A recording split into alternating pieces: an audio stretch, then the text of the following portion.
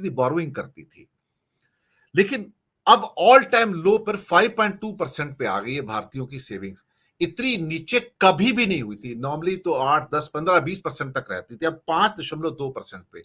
दूसरी बात, हर भारतीय इस टाइम कर्जे के अंदर है। इंडिविजुअल डेट, मैं अब गवर्नमेंट डेट की बात नहीं कर रहा हूं, इंडिविजुअल हम सब कर्जे पे हैं। हम सब क्रेडिट कार्ड की जिंदगी जी रहे हैं, क्योंकि हमने जो भी खरीदना है ईएमआई पे लेना है, ये लेना है, वो लेना है। मैंने उस महंगाई की तो बात ही नहीं की कि जो मोबाइल फोन पहले 30,000 का था एक साल पहले, आज 45,000 रुपए का है। इतनी कीमत बढ़ी है उसकी मोबाइल फोन की, लेकिन आप उस पिंच को महसूस नहीं करते हैं बिल्कुल भी।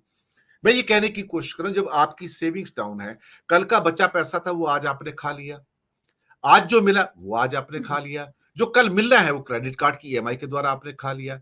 तो हम इस किस्म की सोसाइटी को डेवलप कर रहे हैं जहां सेविंग्स के नाम पे हमारे पास कुछ भी नहीं बचा हुआ है।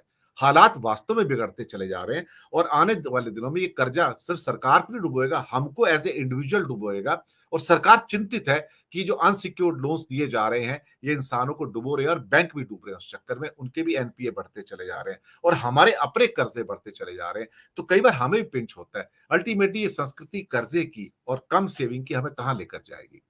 जी, ये हमें चार्वाक के दर्शन की तरफ लेके जाएगी। ऋणम कृत्वा घृतम पीबेत, कि कर्ज लेके भी अगर करना पड़े तो घी पीना चाहिए। चिंता मत करो, कर्ज लो और घी पियो। तो ये हमें, ये संस्कृति हमारी डेवलप हो रही है, जो वेस्टर्न संस्कृति मैं कहूंगी था। हमारे यहाँ ऐसा नहीं था कि आप कर्ज लेके और घी पिए। ये चारवाक ने कहा जरूर था, लेकिन जनता प्रभावित नहीं थी। हमारे यहाँ बड़ा फ्रूगल लाइफस्टाइल रहने की लोगों को आदत है। जैसे कहते हैं ना, हमारे एक छोटी सी कहानी चलती है कि हमारे एक टूथब्रश है अगर, तो हम उसका कितना इस्तेमाल करते हैं उस टूथब्रश का। जब वो टूथब्रश घिस जाता है तो उसको उससे सफाई करने में, ग्रूज वगैरह उनकी धूल मिट्टी निकालने में काम करते हैं।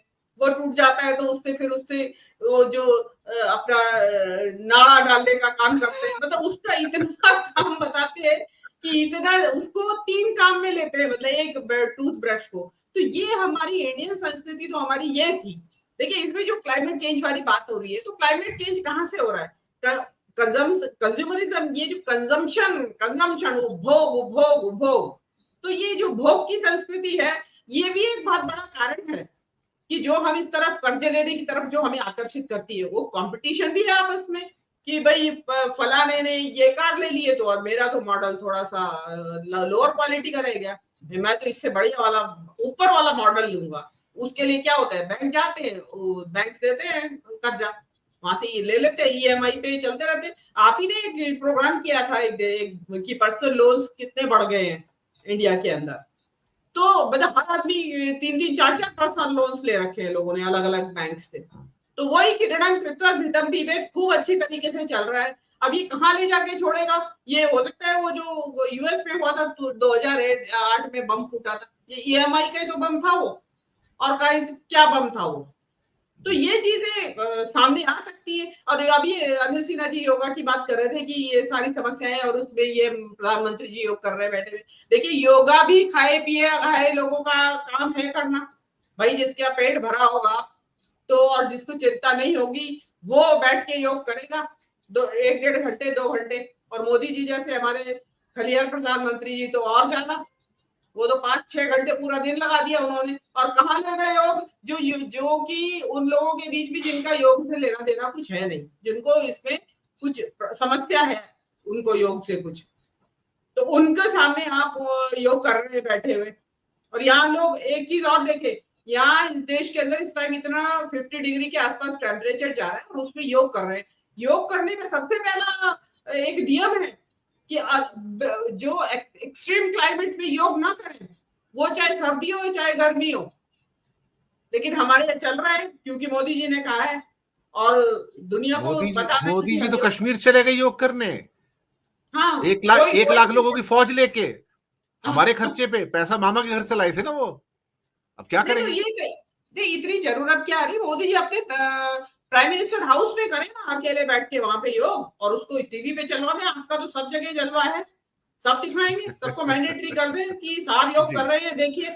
जी, तो ये चीजें तो देखिए एंडलेस है। ये जो आपने टॉपिक छेड़ दिया, इससे एक से दूसरी लड़ी जुड़ी हुई है।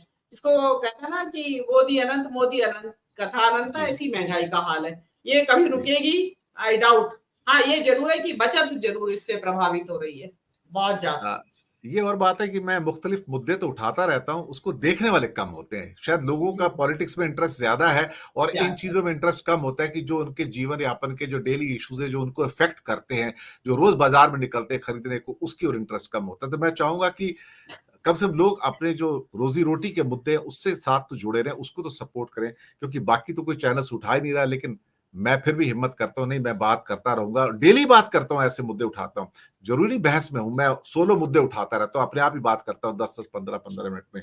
और अब मानसून एरेटिक है तो हमें यह पता लगता है कि आज भी हम भगवान की माया पर निर्भर करते हैं। और अब डर पैदा हो रहा है कि वो तो सरकारी अधिकारी है, वो तो बोल बैठे मानसून डिपार्टमेंट वाले, मेट डिपार्टमेंट की, मौसम तो ठीक ठाक रहेगा, पानी ठीक ठाक बरसेगा, लेकिन पानी तो बरस ही नहीं रहा है। मानसून आया पर पानी नहीं लाया। हालात बहुत खतरनाक है इस समय।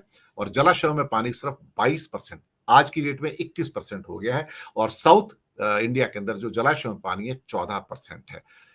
बहुत क्रिटिकल हालात है पानी के इस पूरे इंडिया में, अगर लोग समझें। क्योंकि उसके बाद एक प्रोग्राम मैं करने जा रहा हूं बहुत जल्दी, पानी रे पानी।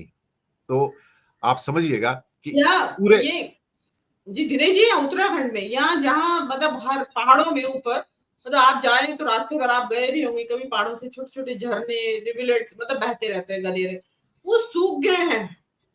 मुझे मालूम है। आप ये अंदाज लगाइए कि कहाँ जा रहा है, हम कहाँ, नदियों में पानी आएगा कहाँ से?